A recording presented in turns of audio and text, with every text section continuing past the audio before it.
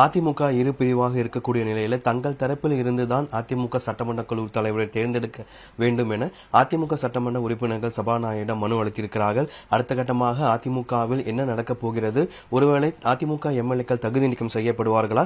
சபாநாயகருக்கு அதற்கு அதிகாரம் இருக்கிறதா? ஆளுநரிடம் சென்றால் ஆளுநர் என்ன முடிவு எடுக்கப் போகிறார்? ஒருவேளை நீதிமன்றத்துக்கு சென்றால் நீதிமன்றம் இதுபோன்ற ஒரு உத்தரவை பிறப்பிக்கும் உள்ளிட்ட பல்வேறு கேள்விகளுக்கு பதிலளிக்க விதமாக மூத்த வழக்கறிஞர் கனகராஜ் நம்மோடு இருக்கிறவரிடம் கேட்கலாம். சார் வணக்கம். அதிமுகவில் இப்ப இரு தரப்புமே போய் சபாநாயகரை சந்திக்கக்கூடிய நிலையில சபாநாயகருக்கு அந்த அதிகாரம் இருக்கா? எந்த தரப்பை அதிமுக சட்டமன்ற குழு தலைவர் தேர்ந்தெடுக்க அந்த அதிகாரம் சபாநாயகருக்கு இருக்கா? என்ன பண்ண போறாங்க? சபாநாயகருடைய அதிகாரம் பொறுத்தவரையிலும் வானளாவிய அதிகாரம். அதாவது சட்டப்பூர்வமாக பார்த்தோமே ஆனால் 2/3 மெஜாரிட்டி இருந்தால் தான் ஆன்டி டிஃபெக்ஷன்லாம் அவங்க மேலே அட்ராக்ட் ஆகாது. அப்போது இன்றைக்கு சிவி சண்முகம், வேலுமணி அவர்கள் 24 பேர் இருக்காங்க. 2/3 47 32 பேர் இருக்கணும். 31 to 32 பேர் இருக்கணும். 32 பேர் இருந்தால் தான் ஆன்டி டிஃபெக்ஷன்லாம் இவங்க மேலே அட்ராக்ட் ஆகாது. ஆனால் ஒரு எம்எல்ஏவை தன்னிச்சையாக வேறு கட்சியில் அவர்கள் சேர்ந்தால் உறுப்பினர்கள் ஆயிட்டாங்கன்னா இவங்க மேலே எந்த ஒரு ஆக்ஷனும் எடுக்க முடியாது. இன்றைக்கு சபாநாயகர் நாங்கள் தாவேகாவோடு இணைந்து கொள்கின்றோம் அப்படின்னு எம்எல்ஏக்கள் அனைவரும் முடிவெடுத்தாங்கன்னா அதிமுக கொறடாவினுடைய விப்பு செல்லுபடி ஆகாது. அதிமுகவிலேயே அவங்க உறுப்பினர்களாக கண்டினியூ பண்ணுறாங்க. அப்போ 2/3 மெஜாரிட்டி இல்லைன்னா சட்டப்பூர்வமாக அவர்கள் மீது ஆன்டி டிஃபெக்ஷன்லாம் வரும். அப்போ அவங்க தகுதி நீக்கம் செய்யப்படலாம். ஆனால் அது ஆளுநர் கையிலையும் சபாநாயகர் கையிலும் தான் இருக்கு. முக்கியமாக சபாநாயகர் தான் சட்டப்பூர்வமாக நடவடிக்கை எடுக்கணும், முதல் கட்ட நடவடிக்கை. அடுத்து அவர் எந்த விதமான நடவடிக்கையும் எடுக்கலன்னா ஆளுநர் எந்த ஒரு டெசிஷனும் அவர் ரீச் ஆகலன்னா நீதிமன்றம் இதுதான் சொல்லுது. இதற்கு முன்னுதாரணமாக ஏற்கனவே திரு டிடிவி தினகரன் அவர்கள் 18 எம்எல்ஏ உடைச்சி 2017 போனார்.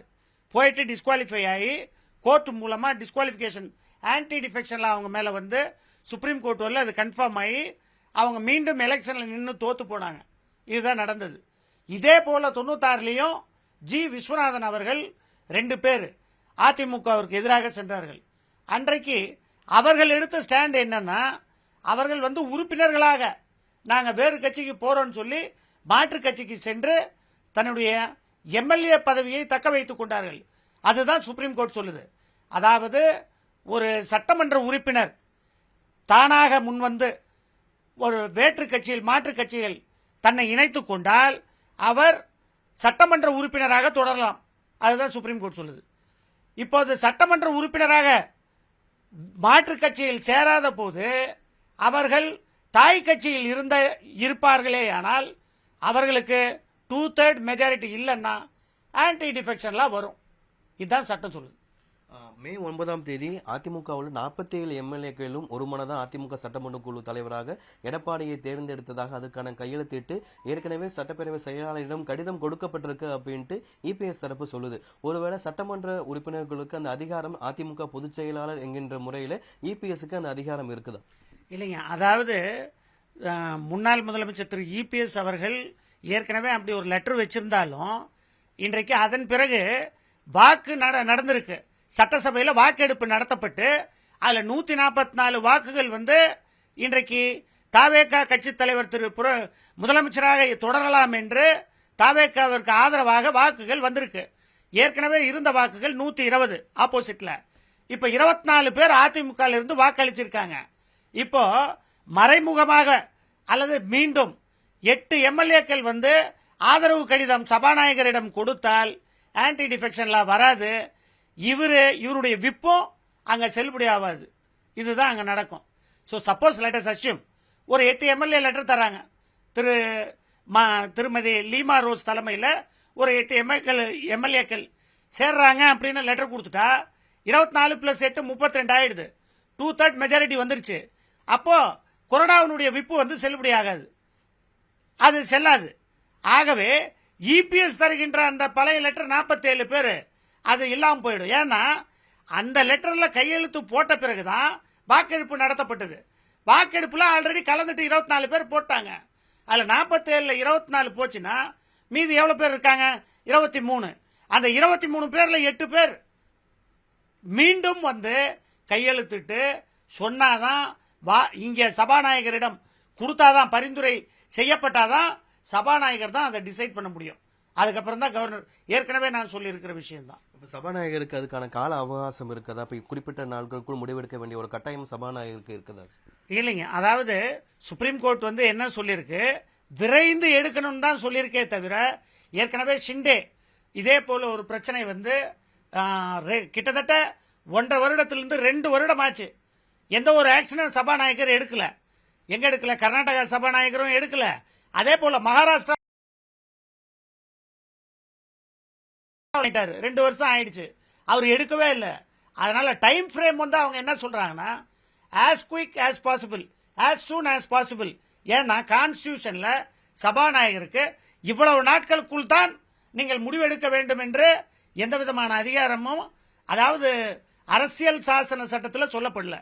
இப்ப கவர்னருக்கு கூட அதே தான். இப்ப கவர்னர் வந்து ஏதாவது ஒரு மசோதா போனா, நம்மளது முன்னாள் RSS Ravi, sorry RN Ravi அவர்கள் கூட நிறைய பில்லுங்க பெண்டிங் போட்டாரு. ஏன்? கால நிர்ணயம் இல்ல. சுப்ரீம் கோர்ட் வந்து என்ன சொல்லுது, கால நிர்ணயம் உங்களுக்கு இல்லைன்னாலும், அதாவது எவ்வளவு சீக்கிரம் செய்ய முடியுமோ அவ்வளவு சீக்கிரம் நீங்க வந்து அதன் மீது ஏற்றுக்கொள்வது அல்லது ஏற்றுக்கொள்ள முடியாததை சொல்ல வேண்டும். அதுதான் சொல்லியிருக்கு. தகுதி நீக்கம் செய்யப்படும் போது அடுத்த கட்டமா என்ன அங்க நடக்கும் அப்படின்னு எதிர்பார்க்கலாம் சார்? தகுதி நீக்கம் இவர்கள் செய்யப்பட்டால் ஏற்கனவே வாக்களிச்சு முடிச்சிட்டாங்க. மெஜாரிட்டி கவர்மெண்ட்டுக்கு எந்த ப்ராப்ளமும் இல்லை. இங்க உறுப்பினராக அவங்க கண்டினியூ பண்ண முடியாது. அது சபாநாயகரும் கவர்னரும் கோர்ட்டு தான் டிசைட் பண்ண முடியும் அந்த தகுதி நீக்கம் செல்லுமா இல்லையான்னு. அந்த மாதிரி தகுதி நீக்கம் செய்ய போகின்றார்களா என்பது கேள்விக்குறி. ஏனென்றால் இப்போது தாவேக்காவிற்கு அவர்களுடைய முழு ஆதரவு இருக்கு. ஆகவே சட்டசபையில் அவங்களை எப்படி தகுதி நீக்கம் பண்ணுவாங்க? நீங்க ஓட்டே உங்களுக்கு போடுறோம், உங்க சபாநாயகர் இருக்காரு, எப்படி தகுதி நீக்கம் பண்ணுவாங்க? இதே போல அதிமுகவில் இருந்த சபாநாயகர் எல்லாம் பண்ணாங்களா அந்த மாதிரி ஏதாவது? முதலமைச்சருக்கு எதிராக சபாநாயகர் அப்படி நடப்பாரா? அந்த கேள்விக்குறி இருக்கு. ஆகவே நடக்க மாட்டாங்க. மாறலா அதுதான். சோ ஏன்னா சபாநாயகரை முதலமைச்சர் தானே தேர்ந்தெடுக்கிறாரு. ஆகவே அவ்வளவு சீக்கிரம் தகுதி நீக்கம் செய்ய மாட்டாங்கன்னு நம்ம சொல்லலாம், கண்டிப்பா சொல்லலாம். இப்ப சட்டமன்ற உறுப்பினர் கூட இந்த கூட்டத்தை கூட்டுவதற்கான அதிகாரம் ஒரு பொதுச் செயலாளர் என்கின்ற முறையில் EPSக்கு இருக்கும்போது, பெரும்பான்மை சட்டமன்ற உறுப்பினர்கள் மற்றொரு நபருக்கு ஆதரவு தெரிவிக்கும் போது அது பொதுச் செயலாளர் பதவிக்கு ஒரு இது மாதிரி நெகட்டிவா வராதா சார்? அது பொதுச் செயலாளர் பதவியை பொறுத்தவரையிலும் அந்தந்த கட்சி செயற்குழு பொதுக்குழு தான் முடிவு பண்ணணும். இப்ப அதிமுகவை பொறுத்தவரையிலும் நமது முன்னாள் முதலமைச்சர் திரு EPS அவர்கள் உடனடியாக ஒரு பொதுக்குழு போட்டு, ஒரு கோர் கமிட்டி போட்டு, பொறுப்பு குழு போட்டு தோல்விக்குண்டான காரணத்தை இந்த மாதிரி ஆராய வேண்டும்.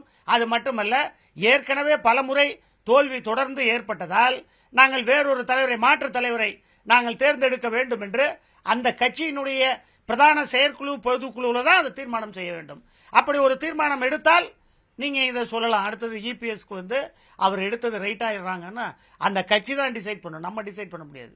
அஸ்பெர்லா அதிமுகவில் ஒரு சில சட்டமே தாவேக்காக்கு ஆதரவு தெரிவிக்கிறதுனால சபாநாயகர் ஒரு சாரா வந்து முடிவெடுக்க முடியாத ஒரு சூழ்நிலை இருக்கும்ல. சபாநாயகருக்கான பொறுப்பு எப்படி அப்படித்தானே இருக்குல்ல? 100% சபாநாயகர் வந்து ஆஸ் பர் லா தகுதி நீக்கம் செய்யணும்னு இருந்தாலும் அவங்களை கட்டாயப்படுத்த முடியாது. ஸோ அவங்களை கட்டுப்படுத்தவும் முடியாது. இன்னைக்கு உச்சநீதிமன்றமோ அல்லது எந்த நீதிமன்றமோ சபாநாயகரனுடைய பவர்ஸ்ல கண்ட்ரோல் பண்ண முடியாது, ரிவ்யூ பண்ணலாம். இப்ப நீங்க ஏதாவது ஒரு தவறான ஒரு ஆர்டர் போடுறாரு, அதை வந்து கோர்ட்டு, ஹைகோர்ட்டும் சுப்ரீம் கோர்ட் தான் ரிவ்யூ பண்ண முடியும். அப்ப கூட ரிவ்யூ தான் பண்ண முடியும், மாற்ற முடியாது. இப்ப கவர்னரோட பவர்ஸ்ல சுப்ரீம் கோர்ட் இன்வால்வ் ஆக முடியுமா? முடியாது. ஏற்கனவே இருந்த கவர்னர் பவர்ல ஆர்டிகல் 142ல பிரத்யோகமாக அவர்களுடைய உச்சநீதிமன்றத்தினுடைய அதிகாரத்தை பயன்படுத்தி தான் அந்த ஆர்டர் போட்டாங்க. ஏற்கனவே உத்தரவு ஒன்று வந்தது. அதுபோல சபாநாயகரனுடைய அதிகாரம் வானளாவியது. உச்சநீதிமன்றம் கண்டிப்பாக அதில் தலையிட முடியாது. சரியா தப்பான்னு சொல்லாமே தவிர செய்ய வேண்டும் என்று நிர்பந்திக்க முடியாது. நியூஸ் 18 தமிழ்நாடு செய்திகளுக்காக ஒளிப்பதிவாளர் மார்ட்டினுடன் செய்தியாளர் வெங்கட்ரமணன்.